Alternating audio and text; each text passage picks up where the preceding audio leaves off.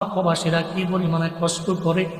এই ঈদের দিনেও কত প্রবাসী চোখের পানি ফালায়া ফালায়া টেলিফোন দিয়া কান্না করে, হুজুর কপাল বুঝিয়ে তো খারাপ হয়ে গেছে, আপনারা তো সন্তানাদি নিয়ে পরিবার নিয়ে ঈদ উদযাপন করেন।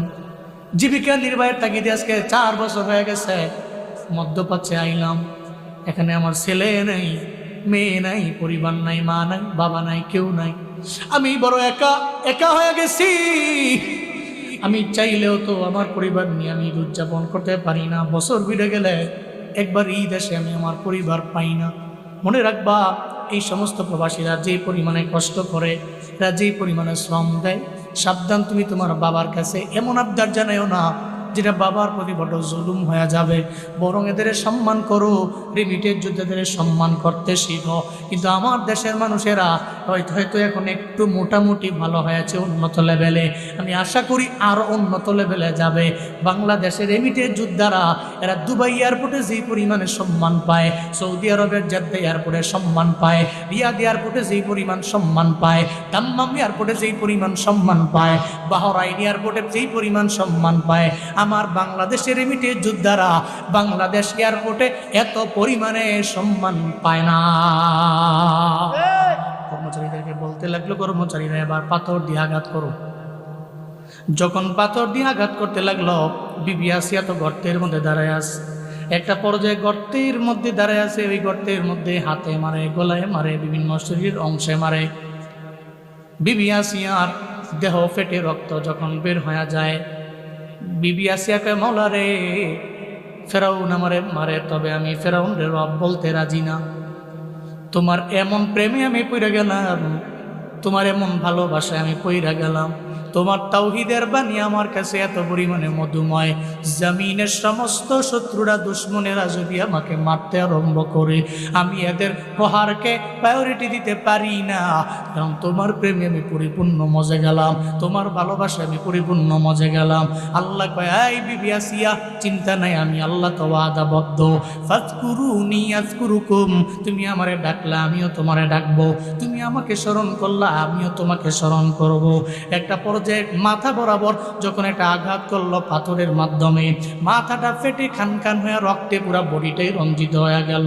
এই পর্যায়ে যখন জমিন থেকে বিদায় নিয়ে চলে যাবে বাপ, আল্লাহকে, ও জিবরাইল যাও না, বিবি আসিয়ার দরবারে তুমি যাও। ও জিবরাইল আমার, আমি তোমাকে পাখা দিয়েছি, ডানা দিয়েছি 600, ওই ডানার মধ্যে তুমি জান্নাতটাকে নাও, যেটা আসিয়ার জন্য আমি স্পেশাল করে বানাইলাম। আমি তো আসিয়ার কাছে ওয়াদাবদ্ধ হয়েছি, সে যদি আমার জিকির করে আমিও তারে স্মরণ করব, আমি জমিনের মধ্যে তাকে জান্নাত দেখায় দিবার চাই। যখন এই কথা বললাম, জিবরাইল এবার জান্নাতটাকে ডানার মধ্যে নইয়া বিবি আসিয়ার চোখের সামনেই না ডানার মধ্যে দিয়া ধরল। আসিয়া কয়, কে তুমি? আমি জিবরাইল। কেন আইছো? আল্লাহ পাঠাইছেন। হাতের মধ্যে ডানার মধ্যে কি নিয়ে আইছো? কয়, আপনার জান্নাত নিয়ে আইছি, যেই জান্নাতটা বড্ড মায়া করে আল্লাহ আপনার জন্য বানাইছেন। ডানার মধ্যে জান্নাতটাকে নিয়ে আপনার সামনে ধরলাম। এই জান্নাতের মধ্যে কে থাকবে? আপনি থাকবেন। শুধু তাই না, আপনার মৃত্যুর আগে, মরণের আগে সুসংবাদ দেওয়ার জন্য আসলাম। ও আসিয়া, এই জান্নাতের মধ্যে আপনি একা থাকবেন এমন না, বরং জান্নাতের মধ্যে আপনি জমিনের মধ্যে স্বামীর আদর ঠিক মতো আপনি পান নাই, স্বামীর পক্ষ থেকে যেই মায়া মমতা পান নাই, জান্নাতের মধ্যে আমার আল্লাহ আমার মদিনাওয়ালা নবীর সঙ্গে আপনার সঙ্গে বিবাহ বন্ধনে আবদ্ধ করবে। সেই জান্নাত জমিনের মধ্যে আমি আপনারে দেখায় দিলাম। এই জান্নাতের মধ্যে থাকবেন আপনি আর দুজানের বাদশা নবী হযরত মুহাম্মদুর রাসূলুল্লাহ সাল্লাল্লাহু আলাইহি ওয়াসাল্লাম। চিল্লা পড়া যাবে কি সুবহানাল্লাহ? এমন এক জান্নাত আল্লাহ বানাইছেন আপনার জন্য। ওই জান্নাতে আপনার সঙ্গে বিবাহ বন্ধনে আবদ্ধ হবে নবীজি। যেই নবীরে না বানাইলে আল্লাহ জান্নাত বানাইতো না, যেই নবীরে না বানাইলে আল্লাহ জাহান্নাম বানাইতো না, যেই নবীরে না বানাইলে আল্লাহ আপনাকে বানাইতো না, যেই নবীরে না বানাইলে জমিনের কোনো ব্যক্তি, মানুষ, পশু পাখি আল্লাহ বানাইতেন না, যেই নবীকে না বানাইলে আল্লাহ মাখলুক বানাইতেন না। ওই পয়গম্বরের সাথে আপনার ওই হাসরের ময়দানে জান্নাতের মধ্যে বিবাহ বন্ধনে আপনি আবদ্ধ হবেন। জমিনের মধ্যে যদিও স্বামী আপনাকে মায়া করলো না, মমতা দেখাইলো না, এমনকি জীবনের শেষ মুহূর্তে পর্যন্ত আপনার মাথা বরাবর একটা পাথর মারত, যেই স্বামী দ্বিধা করলো না, আপনি স্বামীর হক পরিপূর্ণ বুঝে পাবেন, তবে জান্নাতের মধ্যে পাবেন। একটা পর্যায়ে ফেরাউন তার সামনে, এবার কর্মচারীরাও সামনে, জিব্রাইল ডানার মধ্যে জান্নাত জান্নাত নিয়ে আসলো।